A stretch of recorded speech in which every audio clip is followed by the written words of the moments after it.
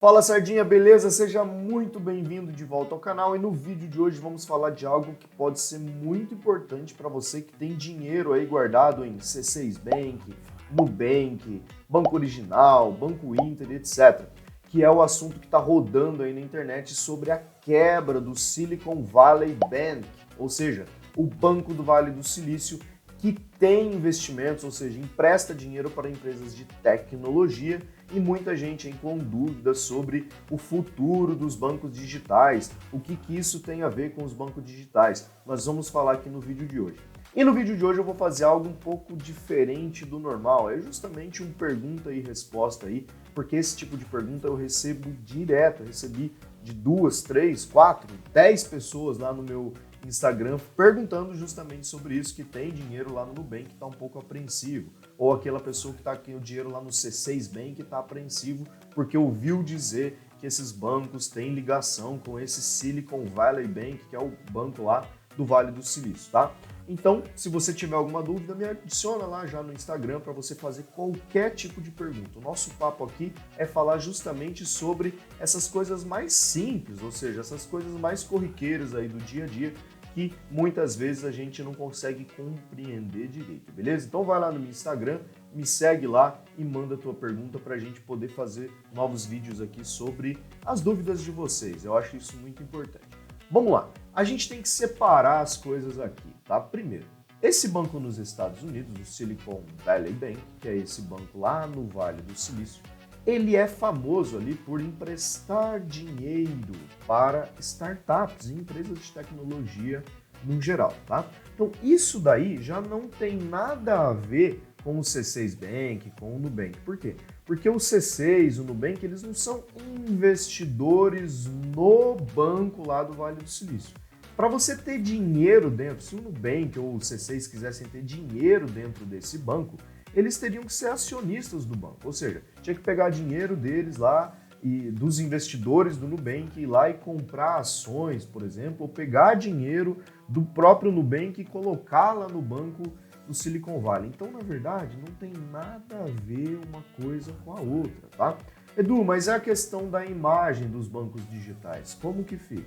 Olha só, cada banco, vamos lá, banco digital, os bancos grandões, tipo Itaú, Banco do Brasil, os bancos digitais como C6, Nubank, tá? As corretoras que têm bancos de investimento por trás, por exemplo, o BTG Digital, né, que tem lá a corretora deles, ou tem lá as corretoras que são do grupo, né? Então, o que acontece? Eles seguem as mesmas regras, a mesma legislação de acordo com a CVM, de acordo com o Banco Central do país de origem, tá? Então, por exemplo, o Nubank aqui do Brasil, ele é um banco certificado pelo nosso Sistema Financeiro Nacional que segue as regras aqui, igual seguem as regras o Itaú, o Banco do Brasil e etc, tá?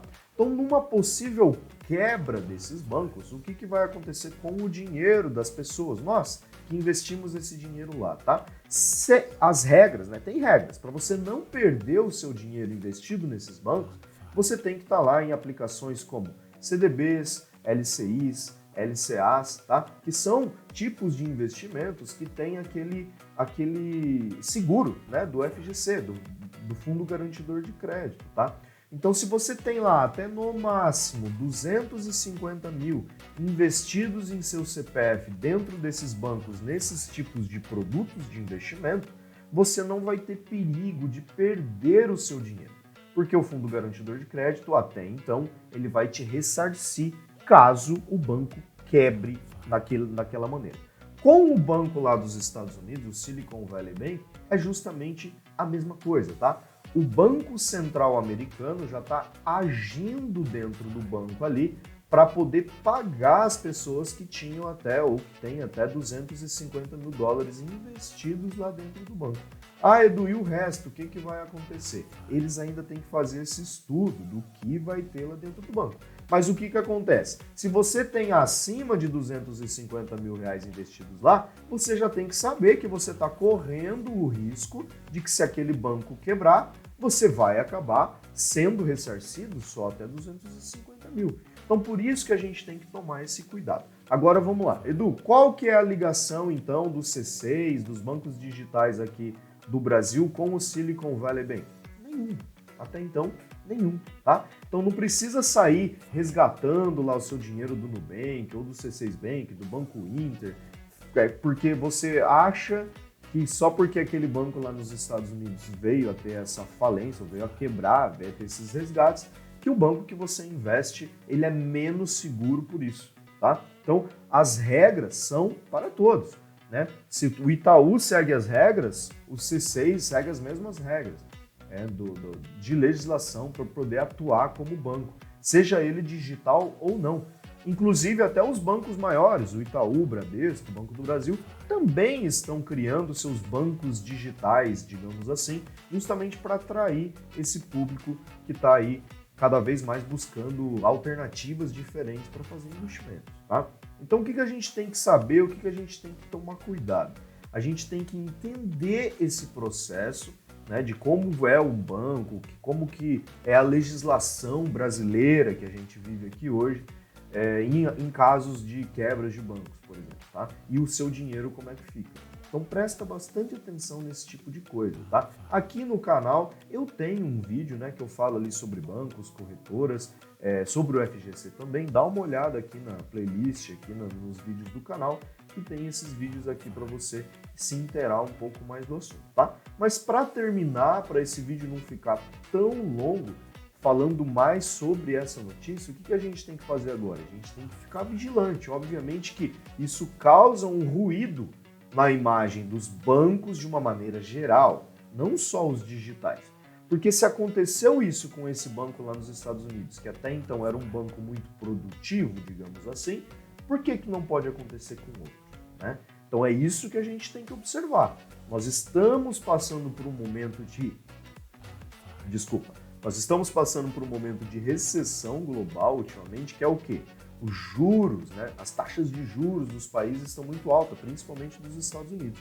Quando essa taxa de juros está muito alta, as pessoas que costumam pegar empréstimo no banco, elas deixam de pegar empréstimo no banco, ela dá uma segurada, porque para você pegar empréstimo naquele banco ali fica muito caro, ou seja, você vai ter que pagar um juros mais alto para o banco, tá? Então, isso acontecendo, os bancos aqui também, com o seu negócio, arrecadam menos dinheiro dos investidores. E arrecadando menos dinheiro dos investidores, os bancos vão ter que buscar outras alternativas de investimento para compensar essa falta de demanda que até então os empresários, as pessoas que vão lá tomar crédito no banco, precisam. E o que eles acabam fazendo? Eles pegam esse dinheiro das pessoas que já está investido ali e começam a investir em ativos, em tipos de coisas mais arriscadas no mercado financeiro.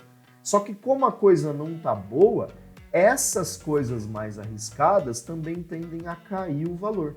Caindo o valor, o banco ele acaba se alavancando 2 vezes mais, porque ele está pegando o dinheiro dos investidores ou aquelas pessoas que têm dinheiro guardado ali dentro do banco, fazendo operações mais arriscadas, e essas operações mais arriscadas estão caindo, ou seja, está desvalorizando também.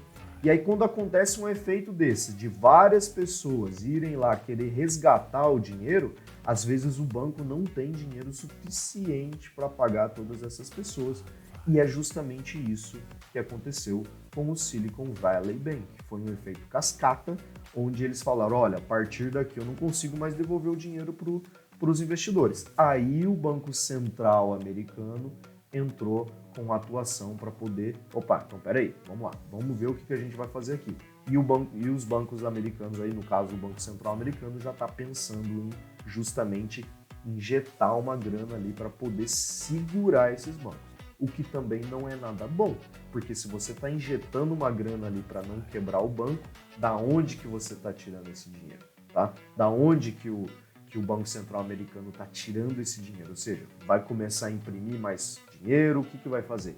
Isso pode acontecer, obviamente, efeitos inflacionários, ou seja, a inflação maior ainda, porque está injetando mais dinheiro na economia, sem ter essa contraparte só para segurar os bancos. Mas e se existem mais bancos nessa situação? Como que vai ser daqui para frente? Então a gente tem que tomar cuidado. Agora, nosso rico dinheirinho que está ali nas corretoras, que está ali vigente na legislação brasileira, é obviamente que a gente tem que procurar boas aplicações, saber onde a gente está colocando o dinheiro, saber se esse dinheiro está em risco ou não e ficar de uma certa maneira mais tranquilos, porque não temos nenhum tipo de ligação até então com esse banco americano, beleza? O vídeo de hoje era isso, era um pouco mais para explicar um pouco do contexto, de explicar como funciona essa dinâmica. Eu espero que tenha te ajudado de alguma maneira. Eu vou ficando por aqui. Um abraço e até mais. Tchau, tchau.